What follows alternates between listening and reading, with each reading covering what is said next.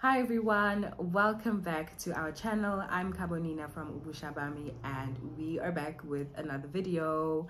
So if this is your first time joining us, we are a sexual and reproductive health organization and we just bring you education and edutainment to help make you more aware of, the social issues that are having a direct impact on sexual and reproductive health. So today's video is going to be focused on our topic for the month, which is substance abuse. So let's start at the top. What is substance abuse? Substance abuse is basically the use of a substance for other than its intended purpose, or to a point where it now starts to be harmful to your body. For example, if you are a person that uses alcohol recreationally, it turns from using it recreationally to using it to get over something or feeling unlike yourself if you are not on that substance, or to a point where it starts to give you health problems, for example, kidney failure, liver failure, and so on and so forth. So currently in South Africa, we have a very, very big problem of substance abuse. Currently, 20% of adults in South Africa are abusing substances, which is about 1 in 5 people. That's a lot of people, if you ask me. That's a lot of people. So I think, and that's just adults. Imagine if you start to look at people who are not adults or considered adults yet, looking at the teens or, looking at adolescents, there is a rise in the number of, that age group using substances, especially with, places where underage drinking is somewhat acceptable.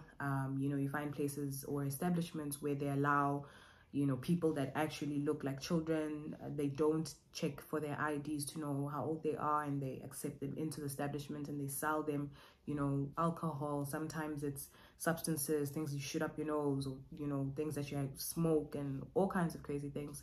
So definitely if you add teens and adolescents into the picture, I think that number does go higher.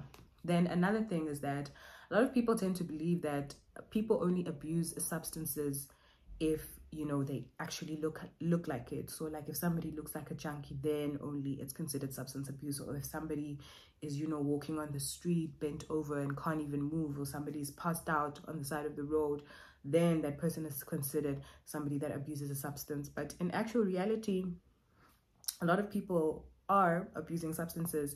They just don't consider themselves as abusing a substance because they have it under control, or they're still pretty much functional. But just because you are functional under a certain kind of substance, it doesn't mean that you are not abusing it. If you feel like you cannot function without having had a particular substance, then it's safe to say that you are abusing that substance. So I think that's something that people should be more aware of, and people shouldn't only think that just because I don't look like I'm abusing a substance, then it's okay. No, it's still very harmful to your body. The effects of substance abuse to your mind as well can be quite terminal. So yeah, those are the two things that I feel like people really need to watch out for, is the fact that you don't have to look like you're abusing a substance for it to be considered substance abuse. So yeah, then we get to the issue of how does substance abuse affect your sexual or your reproductive health. First things first, if you're under the influence of a substance, a recreational substance, there is a high chance that you are not going to make decisions that you would normally make when you were sober.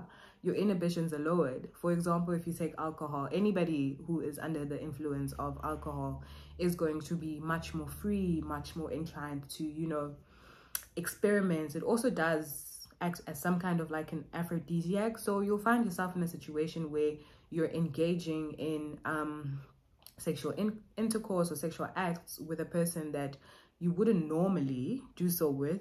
And also you'll find yourself that you're not using protection, and you're opening up yourself to all kinds of STIs, and you're opening yourself up to a pregnancy that probably wasn't even planned. And that's definitely one reason why you should stop abusing a certain substance, because I mean, yeah, it's very difficult dealing with STIs, especially if they don't have a cure. And it's also very difficult dealing with an unplanned pregnancy, which we all know is a very difficult thing to go through, especially in adolescence. Yeah, it's difficult. Even when you are way past adolescence and you're a full-blown adult with a job and, you know, everything, it's still difficult. So it's even more difficult if you're an adolescent and you are not at the age where you are ready to be making such decisions. Then we have the issue of your health, your reproductive health. So with your reproductive health, substance abuse alters your hormones, your hormonal balance. So you could find that if you are abusing a particular substance, you could have fertility issues where it's difficult for your body to release and produce the hormones that are responsible for a normal functioning of your reproductive system. So with men, with females, in most cases, we find that they struggle to conceive because their body is just not producing enough of a hormone we call progesterone. Now, progesterone is a hormone that basically tells your body to go and release eggs, you know, from the follicles. So if you're not producing enough of that hormone, then you are going to struggle to conceive. And in some cases, women just don't produce the hormone at all. So that obviously reduces your chances of being able to, you know, conceive and having a healthy, you know, functioning reproductive system. With males, we find that when they are under the influence of substances, they have issues with the mobility of their sperm. So the sperm isn't as active as it should be, and obviously then can't swim as far as it should for him to be able to conceive. In some cases, they even have lowered sperm count, which means their body just isn't producing enough sperm. So yeah, substance abuse can be detrimental to your health, and it can be detrimental to your reproductive health. It can be detrimental to your mental health. It's just something that people should really look into. And also remember that just because you don't look like you're abusing a substance, it doesn't mean you are not abusing that kind of substance. So yeah, I definitely think substance abuse is something we need to help fight in South Africa, make people more aware of substance abuse, and also, you know, just think about the laws that govern substances in South Africa, and really challenge how they are, you know, adding to some of the socioeconomic issues we have. And yeah, I hope somebody took away something from this video.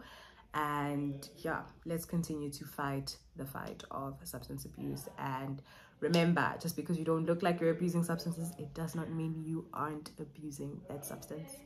All right, take care. Thanks for listening.